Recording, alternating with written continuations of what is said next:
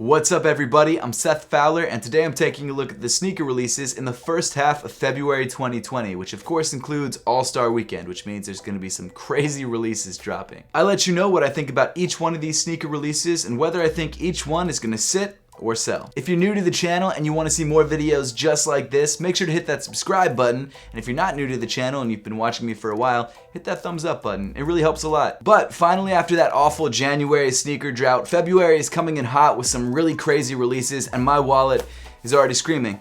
It sucks. In just the first 2 weeks of February, there's like 7 shoes that I'm already planning to buy. Like no question, I'm gonna buy them. And that's scaring me a lot. And to be honest, it's like 90% Jordan brand. All these Jordan releases are crazy. We've got like 1 or 2 Yeezy drops happening a little bit later in the month, but it's mainly Jordans. And of course, I can't forget the quick disclaimer. A lot of these releases are still tentative release dates, which means they're not fully confirmed yet. And even if a sneaker release date is 100% confirmed, it can be moved. And not only that, there could be random surprise drops that we just don't know about yet. So right now, this list is good as of the end of January, but it could change tomorrow, who knows? So if you're really looking forward to a particular release, make sure to stay on top of that release so you know exactly when it drops. So without any further ado, let's jump right into the video. Starting things off on February 1st, we've got 3 different colorways of the Nike ACG Air Terra Antarctic. This shoe is sort of like an interesting, sporty sneaker boot type thing with Gore-Tex on the upper. As I mentioned, the shoe comes in 3 different colorways, black, white, yellow, and black green. It's definitely a unique look and one that I don't hate, but it's not something that I would ever really wear myself. I definitely like some of the detailing on the sneaker though, especially on that white and yellow colorway. I love that black speckling on the midsole. I think that's dope. I mean, actually, even the lacing system's kind of nice. I might change my mind on these, I'm not sure yet. Even though these shoes are solid and probably great for the winter because they've got Gore-Tex on them, I just don't think they're that hyped up and they're probably all gonna sit.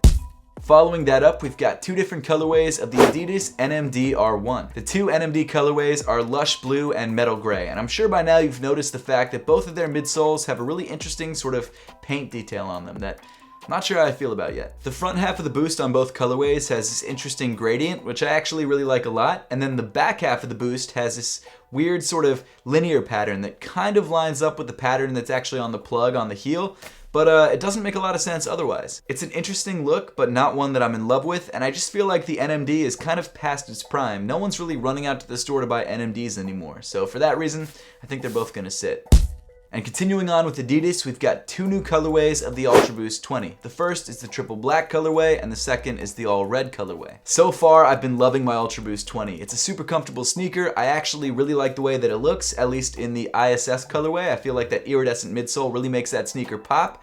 However, these 2 colorways don't really do it for me. If you're looking for a super comfortable all black sneaker, this triple black Ultra Boost 20 is not a bad way to go. However, the all red colorway just isn't something I would ever really see myself buying. So with that said, I just don't see either of these colorways selling out.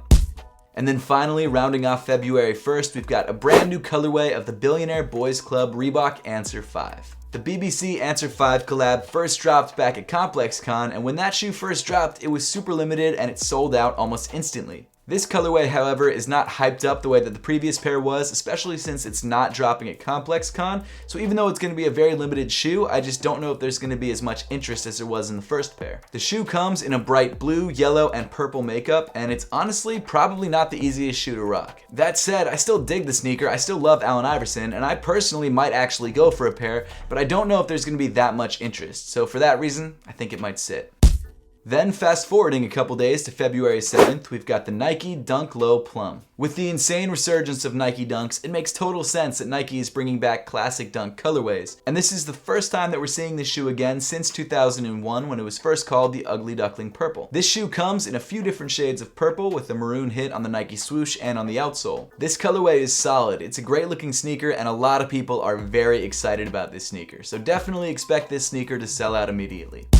Then moving on to February 8th, we've got the Air Jordan 1 High 85 Reverse Bred. I'm not totally sure what to call this sneaker yet. I don't think they've given it an exact name. I think as of right now, it's just the Air Jordan 1 Retro High 85, I think. But this shoe has been dubbed a couple different things, like the Reverse Breds or Varsity Reds. And the colorway itself is sort of a weird mix of the Breds and the Chicagos. I'm a huge Jordan 1 fan, but there's just something about this colorway that doesn't feel right. I mean, you can't go wrong with black and red on a Jordan 1, but there's something about it that seems wrong. However, I do have to say that I'm warming up to this sneaker. The more images that I see, I think I'm just getting used to it, and it's definitely a sneaker that I do want to try and grab. The main selling point for me on this sneaker is the fact that they're actually trying to make this shoe as true to the OG as possible, at least when it comes to construction and shape. The heel of the shoe seems more vertical and up and down than some of the more recent releases, and much truer to the 85 version, and they've also updated some of the stitching, or should I say, retro-graded some of the stitching to make it like the OG.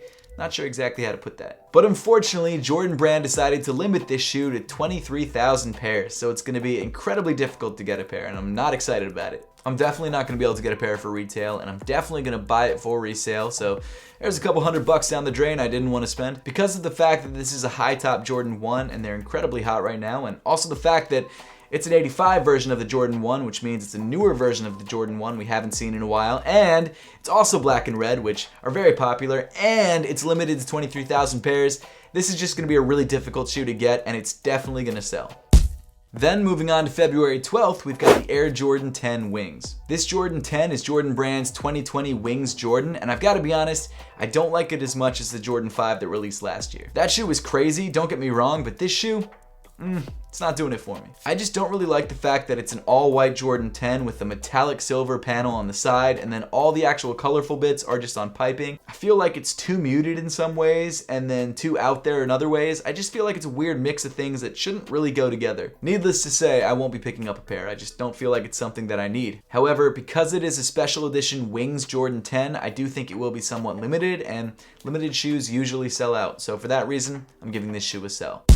And then finally rounding off February 12th, we've got the highly anticipated Air Jordan New Beginnings pack. This pack includes two very coveted sneakers. The first is the Air Jordan 1 High 85 in Varsity Red, and the second is the Nike Airship. The Air Jordan 1 High 85 Varsity Red comes in a white and red makeup, which makes a lot of sense based on the name. And of course, like the Reverse Bred Air Jordan 1s that we just talked about, this shoe is based on the original cut, so it's got a much different look than some of the newer Air Jordan 1s. I'm all about this shoe, I think it looks great, and like I said about the Reverse Breds, I'm really excited to see this new 85 version of the Air Jordan 1s. And then moving over to the other shoe in the pack, the Nike Airship, this is where things get interesting. The Nike Airship is actually the first shoe that Michael Jordan wore when he played in the NBA, and it's actually thought that the Airship in the banned colorway was the shoe that actually got banned, not the Air Jordan 1. To my knowledge, this shoe hasn't released in over 30 years, so this is the first time we're seeing this shoe in this millennia. That's crazy, and it's cool to see where the Air Jordan 1 came from. It's cool to see that history and be able to hold it in your hands and wear it on your feet, and that's why I'm so excited about this pack. Unfortunately, it has been confirmed that this pack is going to be pretty limited, and it's going to retail for a price of $350, so it's not going to be the easiest pack to get, and it's also not going to be cheap. But this pack is definitely something that I want to grab, and is probably something I'm going to have to pay resale for. And of course, if you couldn't tell already, this pack is definitely going to sell. Continuing on to February 13th, we've got the Gatorade Nike PG 4 All-Star Weekend. This shoe actually reminds me a lot of some of the Nike Basketball All-Star Weekend colorways from years ago, and I like that a lot about it. This shoe is sort of a tie-dye pink, green, and orange shoe, and I actually kind of like that about it. It's a nice looking PG 4. Of course, it's a Gatorade collab like I mentioned, so it probably will be more limited than a regular pair of PG 4s, but I just don't think there's that many people who are that excited about it, so for that reason, I think it might sit.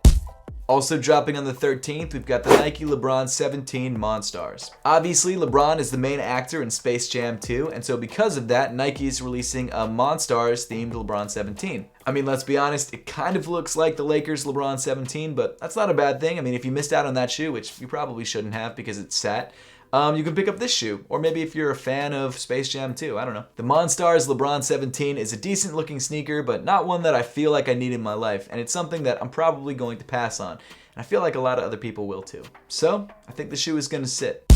And then rounding off the 13th, we've got the women's Air Jordan 1 North Carolina to Chicago. This shoe reminds me a lot of the top 3 Air Jordan 1s, mainly because it's sort of a blue and red and black Air Jordan 1. It just has that sort of mashup vibe to it. And I mean, to be fair, it is kind of a mashup. It's supposed to symbolize Michael Jordan's move from North Carolina to Chicago. The back half of the sneaker sort of looks like a weird mix of the UNC and the Royal 1, and the front half looks like a Bred Jordan 1. It's a great looking sneaker, and I think a lot of people will be really excited about it, but unfortunately, it is a women's only release, even though it's releasing all the way up to a size 14 in women's. Or is it 15?